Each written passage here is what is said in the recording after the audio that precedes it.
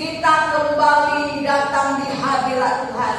Bapak Ibu, hari ini saya akan membawakan firman Tuhan yang saya berikan tema Tuhan memastikan Anda berhasil melaksanakan tujuan Allah. Wow.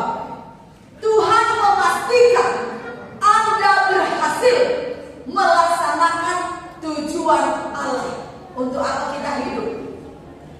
Tentu untuk melaksanakan tujuan Allah. Amin.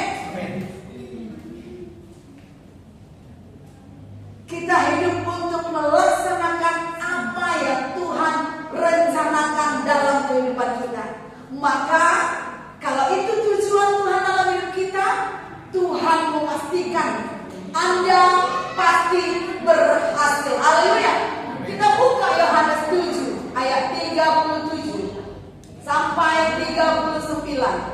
Yohanes 7 ayat 37 sampai 39. Haleluya. Ya, sudah ketemu? Oke. Kita baca bersama-sama ya. Air sumber hidup 1, 2, 3. Dan pada hari terakhir, yaitu pada puncak perayaan itu, Yesus berdiri dan berseru, "Barang siapa haus, baiklah ia datang kepadaku dan minum. Barang siapa percaya kepadaku, seperti yang dikatakan oleh Roh, oleh kitab suci, dari dalam hatinya akan mengalir aliran-aliran air hidup." Yang dimaksudkannya ialah Roh yang akan diterima oleh mereka yang percaya kepadanya. Sebab Roh itu belum datang karena Yesus belum dimuliakan. Haleluya. Ini mic-nya terlalu kencang. Minta tolong diturunin sedikit ya. Oke. Di sini dikatakan barang siapa haus akan Roh Kudus, ya. Barang siapa haus, baiklah ia datang kepadaku dan minum.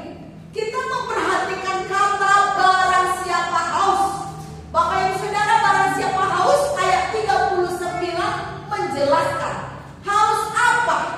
Yaitu dalam ayat 39 bukan haus air minum, tetapi haus akan Roh Kudus. Ya. Eca mungkin pindah ke belakang. Oke. Biar enggak berisik. Ya. Oke. Barang siapa haus akan Roh Kudus. Roh Kudus itu apa? Kita mendengarkan kebenaran firman Tuhan pada hari pertama pencurahan Roh Kudus.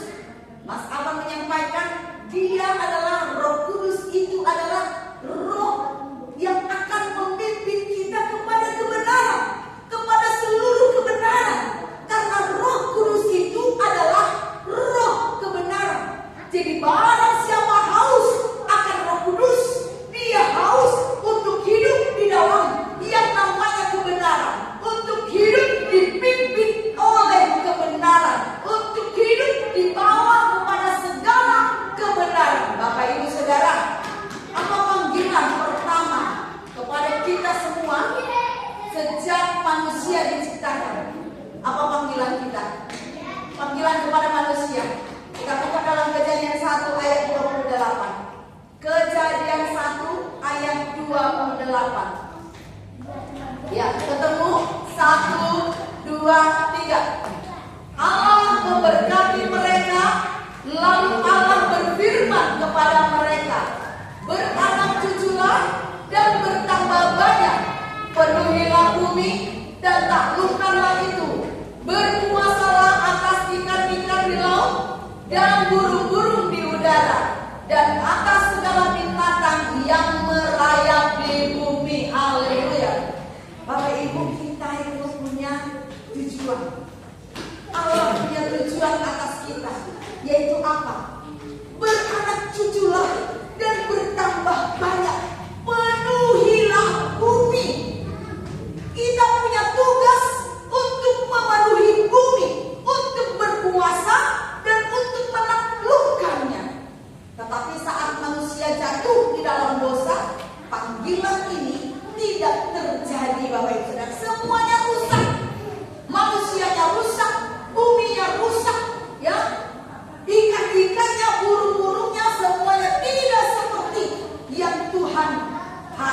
lagi. Semuanya gagal. Ini adalah salah satu kebenaran yang harus kita laksanakan dalam hidup kita, yaitu memenuhi bumi ini. Bapak Ibu, dari tadi kita membaca dalam Yohanes 7 ayat 37 tadi berkata, barang siapa haus akan kebenaran. Matius 5 ayat 5 berkata, barang siapa lapar dan haus akan kebenaran, ia akan dipuaskan. Ya, selama kita haus, rindu kebenaran dilaksanakan dalam hidup kita, ketika kita haus akan melaksanakan tujuan Allah dalam hidup kita, maka kita akan haus dengan yang namanya Roh Kudus. Amin. Karena kalau tanpa Roh Kudus, kita tidak akan bisa melaksanakan yang namanya penuhilah bumi dan taklukkanlah itu. Tidak mungkin, Bapak Ibu Saudara. Ya, jadi hari ini kita bisa mengambil kesimpulan. Seberapa kita rindu untuk jalan, untuk panggilan Tuhan terlaksana dalam hidup kita, maka sebegitu juga lah rindu kita akan Roh Kudus. Ya, seberapa kita rindu akan terlaksananya rencana Tuhan dalam hidup kita, maka sebegitu juga lah rindu kita dipenuhi oleh Roh Kudus. Setelah manusia jatuh di dalam dosa, Allah berusaha kembali untuk memulihkan panggilan rencana Allah dalam kehidupan kita. Ya, Allah sangat antusias, Bapak Ibu. Ketika manusia jatuh dalam dosa, semuanya menjadi rusak. Tetapi Allah antusias untuk mengembalikan kembali, memulihkan kembali, supaya manusia memenuhi tanggung jawabnya, supaya kita bisa sesuai dengan tujuan Allah pada mulanya. Apa yang dilakukan Allah untuk kita bisa kembali melakukan apa yang menjadi tujuan Allah dalam hidup kita? Pertama, dia datang ke bumi, lalu dia disalib dan mati untuk kita, lalu dia bangkit, dan yang terakhir kita rayakan bersama, Yesus naik ke surga dan dia mencurahkan Roh Kudusnya. Dia naik ke surga untuk apa, Bapak Ibu? Yesus naik ke surga untuk apa? Menyediakan tempat bagi Bapak Ibu Saudara dan saya. Dan yang kedua apa? Menjadi imam, ya, untuk berdoa syafaat kepada kita semuanya. Jadi setelah dia memulihkan kita dari akibat dosa, dia mencurahkan Roh Kudusnya. Supaya apa? Supaya kita bisa melaksanakan panggilan Allah dalam hidup kita, yaitu untuk memenuhi bumi. Lalu dia naik ke surga, dia sediakan tempat. Supaya apa? Ketika kita berhasil melaksanakan tugas dan tanggung jawab kita di hadapan Tuhan, tempat sudah ada untuk kita semuanya. Dan bukan hanya itu, dia berdoa untuk kita supaya jangan sampai kita gagal lagi.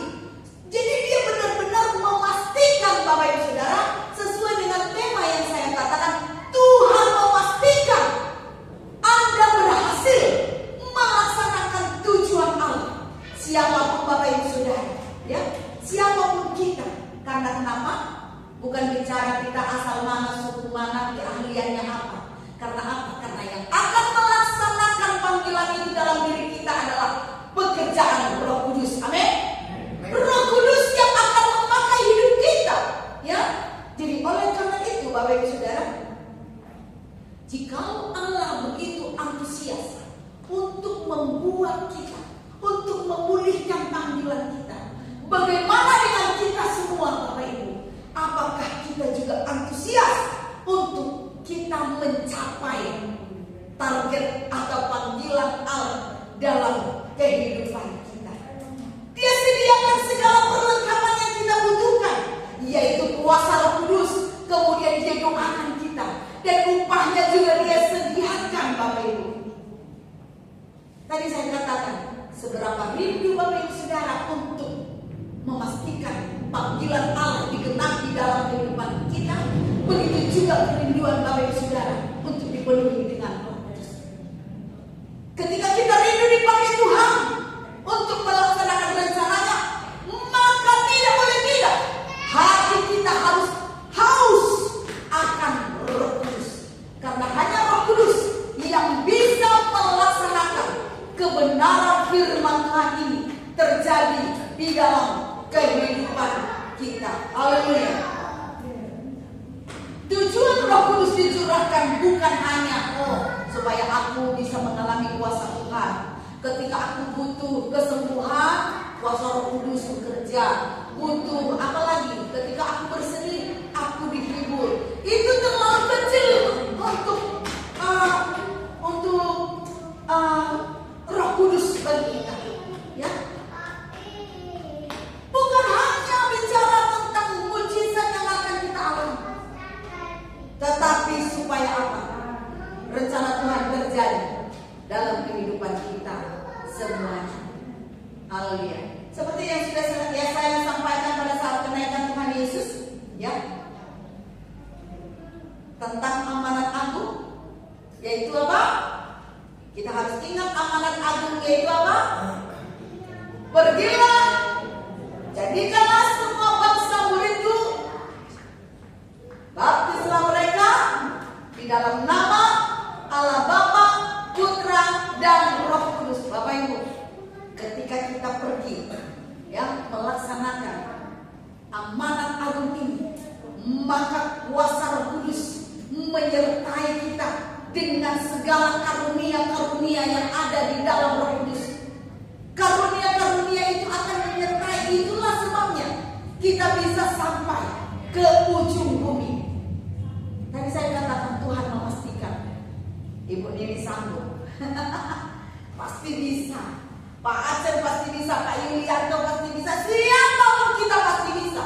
Karena kenapa? Bukan kita yang mengerjakannya, tetapi Roh Kudus itu yang mengerjakannya lewat kehidupan kita. Sekarang tergantung kita, Bapak Ibu. Seberapa kita haus akan Roh Kudus, seberapa kita haus akan Roh Kudus, maka sebegitu besarlah kita bisa dipakai oleh Tuhan. Seberapa kita dekat dengan Tuhan, seberapa kita dipenuhi oleh Roh Kudus, maka sebesar itu pula yang bisa kita lakukan. Karena semakin kita dipenuhi, maka semakin besar hal-hal yang bisa kita kerjakan, Bapak Ibu Saudara. Kenapa? Karena tanpa Roh Kudus kita tidak bisa mengasihi Allah. Kita tidak bisa melihat rencana Tuhan. Kita tidak bisa taat kepada Tuhan. Kita tidak bisa tunduk, mustahil, Bapak Ibu. Karena yang bisa membawa kepada kebenaran hanyalah Roh Kudus. Jadi tidak mungkin saya mengasihi Allah kalau bukan karena Roh Kudus yang bekerja di dalam kehidupan saya. Jadi oleh karena itu, hanya untuk bertobat saja, Bapak Ibu, hanya untuk mengalami sedikit perubahan saja dalam kehidupan saya, tidak mungkin tanpa pimpinan Roh Kudus. Karena yang melaksanakan kebenaran hanyalah Roh Kudus. Amin. Amin. Jadi oleh karena itu, Anda mau mengasihi Tuhan harus antusias untuk dipenuhi oleh Roh Kudus. Ketika kita dipenuhi Roh Kudus, Bapak Ibu, kita akan siap menghadapi segala hal. Karena kekuatan kita dari Roh Kudus. Tanpa Roh Kudus, kita hanya mampu mengasihi Tuhan sebatas ketika kita senang, sebatas ketika kita mau, sebatas ketika hal itu sesuai keinginan kita. Hanya sebatas itu kita bisa mengasihi Tuhan.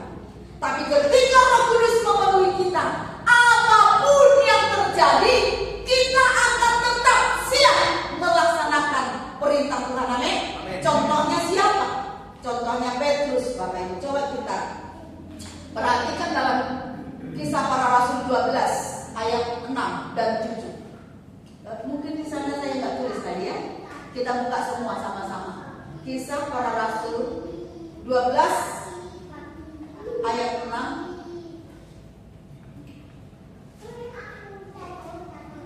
Kisah Para Rasul 12.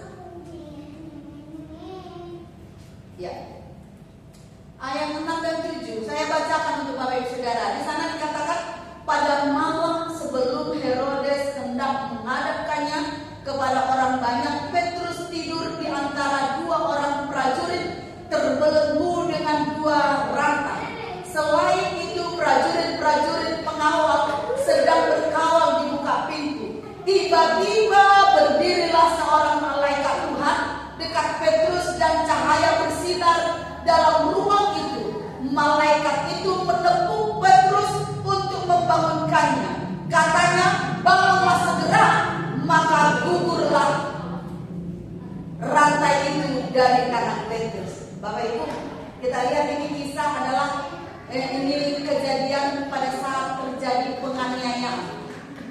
Dan saat itu Herodes sudah membunuh yang namanya Yakobus, ya. Setelah Yakobus dibunuh, maka dia menangkap Petrus. Lalu Petrus diikat di rantai, dikawal oleh penjaga.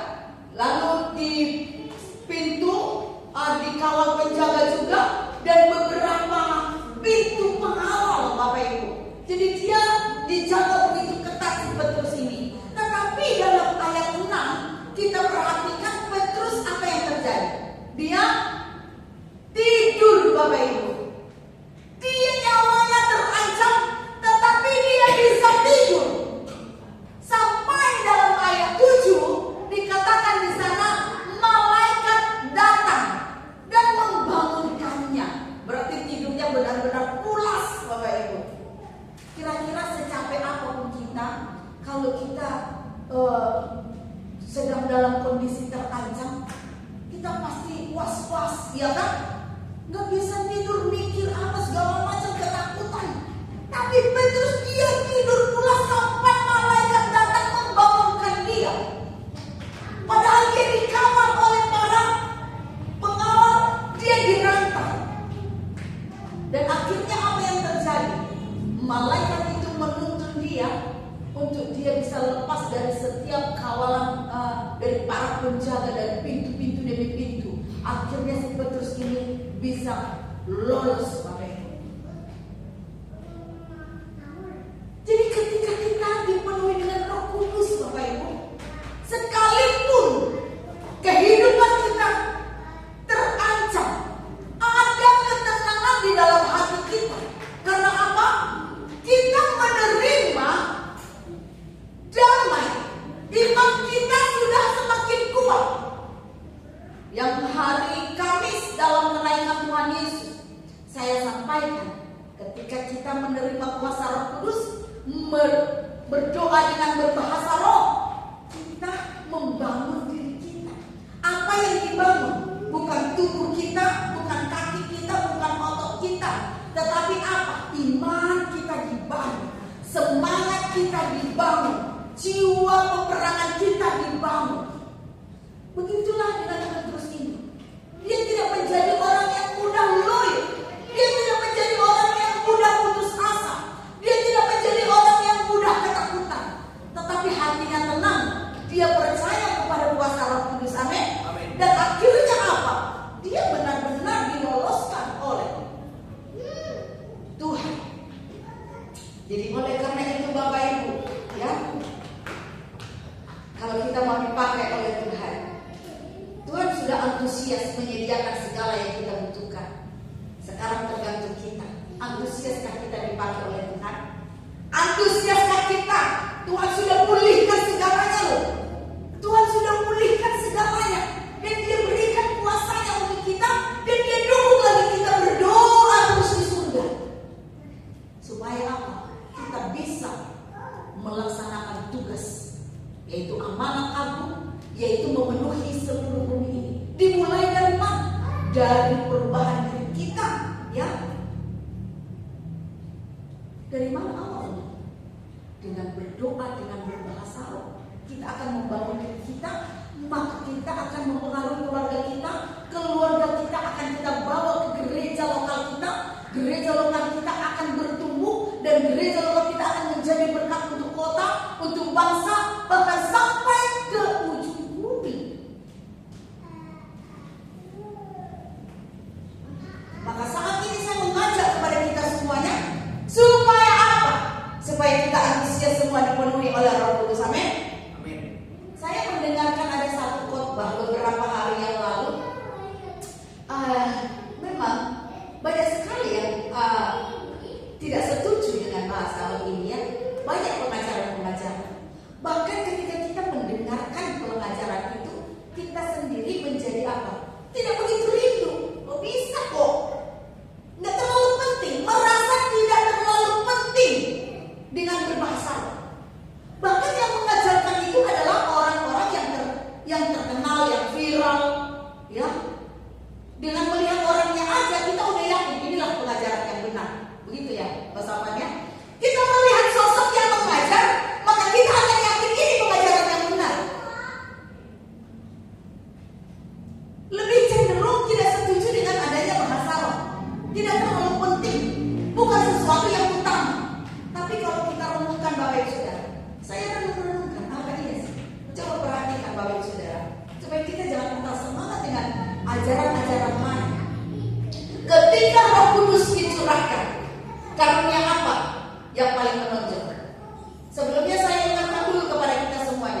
Di dalam Roh Kudus, karunia Roh Kudus ada berapa karunia? Untuk mengingat kita semuanya. Ada berapa karunia Roh Kudus? Ini Tuhan udah kasih untuk kita semua, kita lupa. Ya, Tuhan kasih begitu banyak kekayaan, kita lupa kekayaannya. Jangan ya, jangan ya, ya kan? Ada berapa karunia Roh Kudus? Berapa? 9. Ada apa di dalam? Ada bahasa roh, ada karunia hikmat, ada karunia pengetahuan, ada karunia iman, ada karunia kesembuhan, ada karunia untuk melakukan mujizat, ada karunia untuk berdua, ada karunia untuk membedakan roh, dan ada karunia untuk menafsirkan bahasa roh. Dari 9 karunia ini, ketika Roh Kudus dicurahkan, karunia apa yang paling terlihat? Karunia apa Bapak Ibu? Berbahasa roh. Kenapa? Itu menjadi satu pertanyaan. Ya.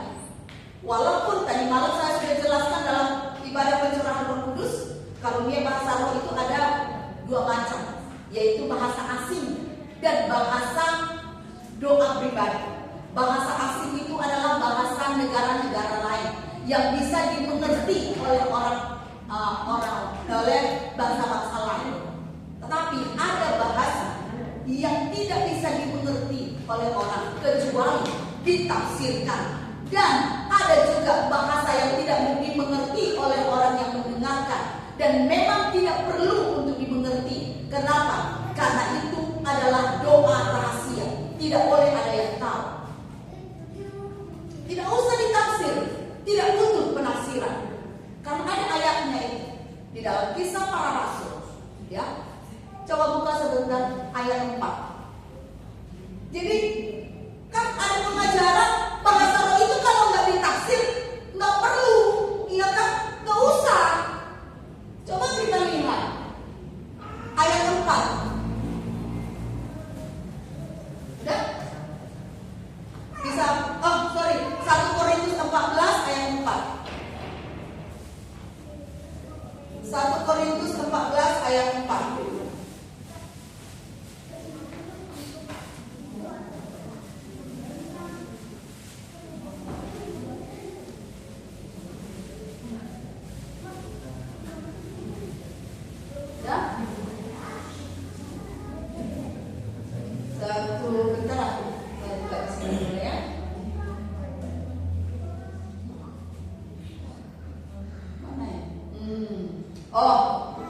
Saya baca dulu ayat 2 ya.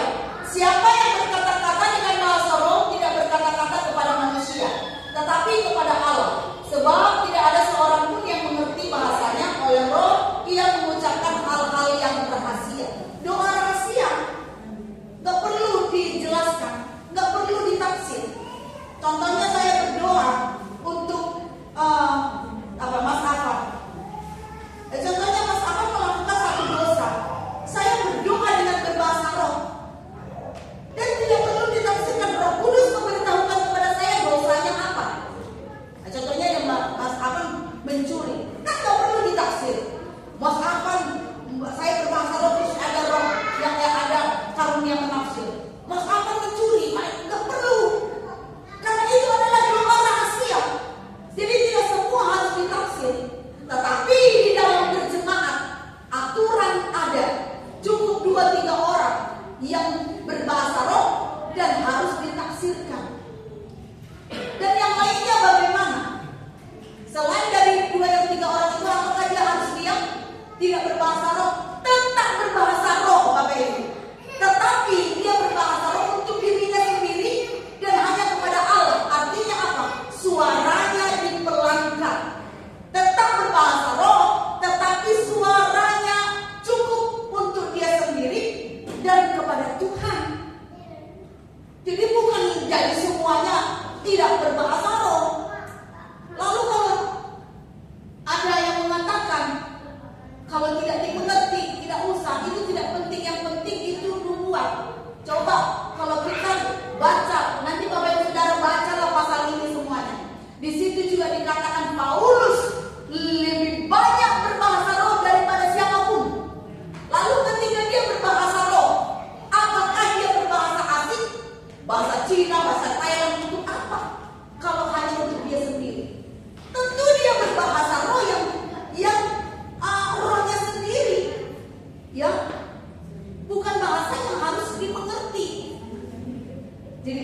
itu Bapak Saudara jangan terkecoh supaya apa?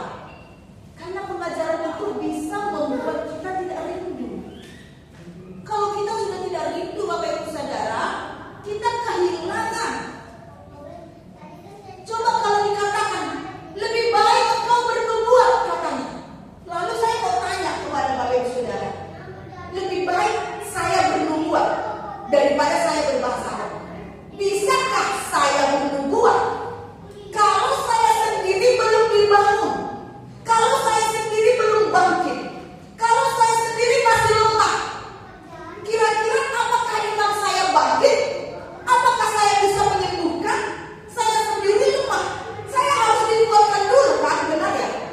Dan karunia yang bisa membangun adalah karunia apa? Roh Kudus, bahasa Roh Kudus. Ini yang bisa membangun kita. Kalau kita belum dibangun, bagaimana kita mau menyembuhkan? Bagaimana kita mau menyampaikan karunia hikmat? Bagaimana iman kita bangkit kalau kita lemah? Jadi karunia berbahasa roh ini sungguh sangat amat penting. Supaya tujuannya adalah ayat 4 tadi. Coba ayat 4 tadi.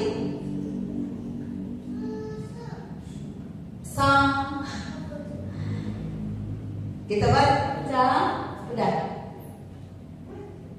1, 2, 3. Siapa yang berkata-kata dengan bahasa roh, ia membangun dirinya sendiri. Tetapi siapa yang bernubuat, ia membangun jemaat. Kalau saya tidak membangun diri saya dulu, gimana iman saya mau bangkit? Jadi maksudnya apa? Berbahasa roh, bangun imanmu sampai engkau benar-benar terbangun, connect dengan Roh Kudus, engkau bisa menangkap isi hati Tuhan, lalu engkau bisa menyampaikan nubuat, Bapak Ibu Saudara. Jadi artinya engkau jangan berhenti sampai engkau mendapatkan sesuatu daripada Tuhan.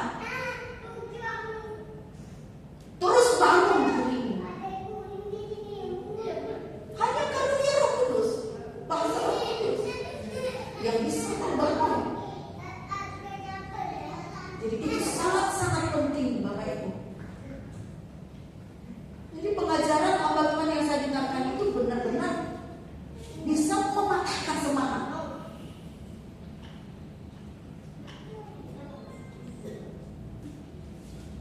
Tapi dari sini kita lihat yang paling menonjol dan yang bisa membangun adalah karunia bahasa roh.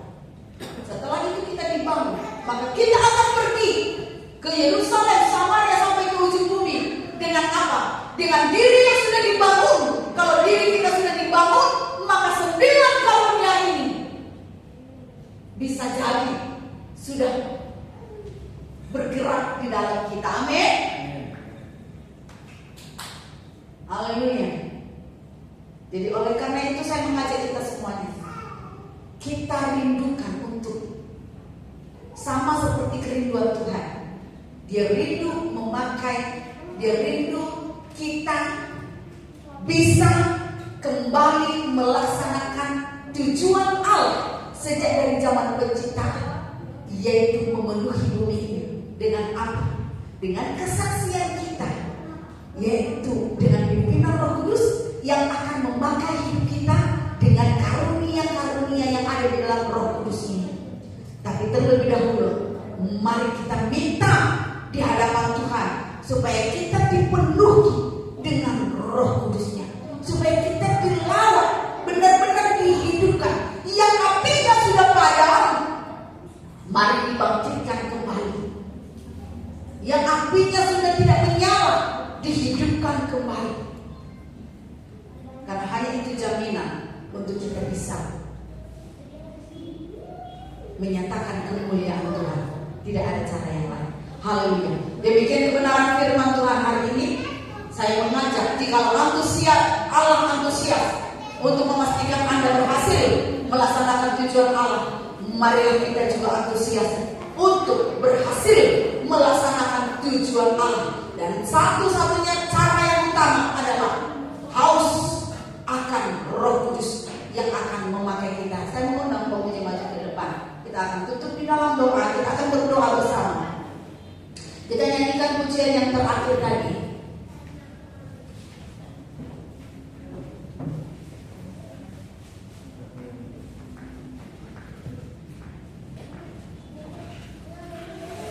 Jadi kita dipakai oleh Tuhan tergantung seberapa kita hidup dipenuhi oleh Roh Kudus. Haleluya. Rohmu yang hidup.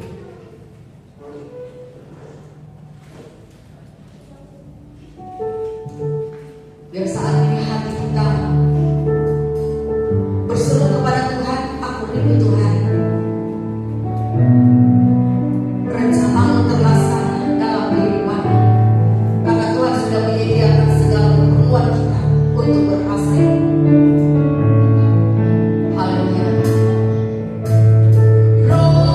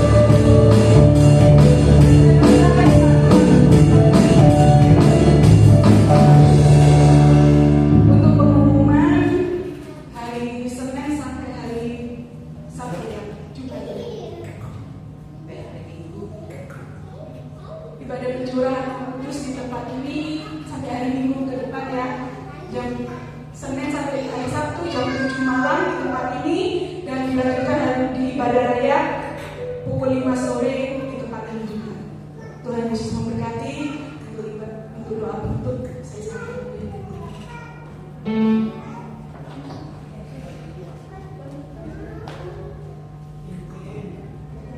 Baik, haleluya, mari kita bangkit berdiri.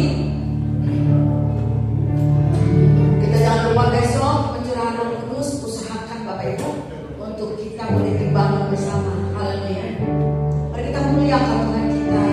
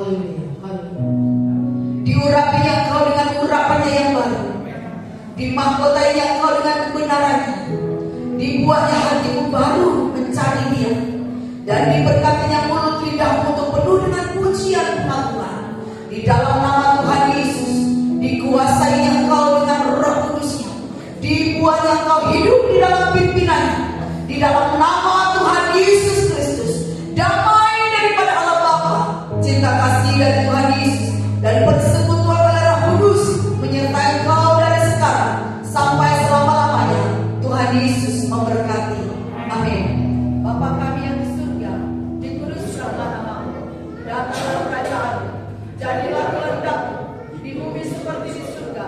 Berikanlah